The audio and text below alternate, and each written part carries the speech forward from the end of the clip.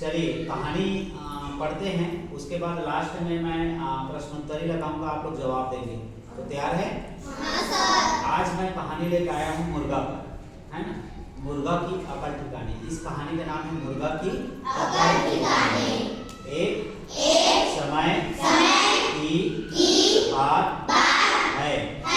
एक गांव में ढेर सारे मुर्गे रहते थे।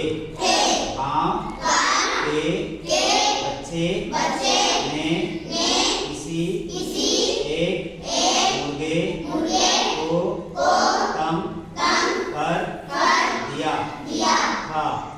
मुर्गा परेशान हो गया। उसने सोचा अगले दिन सुबह मैं आवाज नहीं करूंगा, सब सोते रहेंगे, तब मेरी अहमियत सबको समझ में आएगी और मुझे तंग नहीं करेंगे। मुर्गा अगली सुबह कुछ नहीं बोला। सभी लोग समय पर उठकर अपने काम में लग गए। इस पर मुर्गे को समझ में आ गया कि किसी के बिना कोई काम नहीं रुकता। सबका काम चलता रहता है। शिक्षा घमंड नहीं करना चाहिए। एक समय की बात है, एक गांव में बहुत सारे मुर्गे रहते थे। गांव के किसी बच्चे ने एक मुर्गा को परेशान कर दिया। एक मुर्गे को परेशान कर दिया, मुर्गा परेशान हो गया और उसने सोचा अगले दिन सुबह मैं किसी को भी उठाऊंगा, है ना।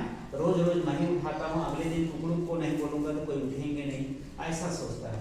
फिर अगले दिन सुबह हुआ, मुर्गा ने वैसे ही किया, अपना कुकड़ू को आवाज नहीं लगाया, है ना। सभी लोग अपने अपने समय में उठ गए और अपना अपना काम करने लगे, है ना।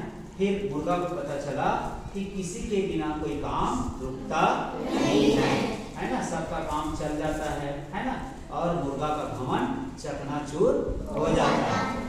तो इस पाठ से हमें क्या शिक्षा मिलता है?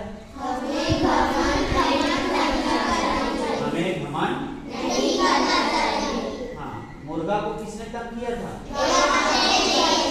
गांव के एक बच्चे ने, है ना। गांव के एक बच्चे ने। क्या हमारे बिना कोई काम रुक जाएगा? हाँ, हमारे बिना कोई काम नहीं रुकेंगे। हम अगर वो काम नहीं करेंगे तो कोई और काम करेंगे, है ना।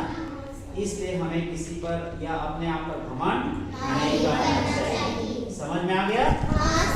इस पाठ का, इस कहानी का नाम क्या है जी? मुर्गा की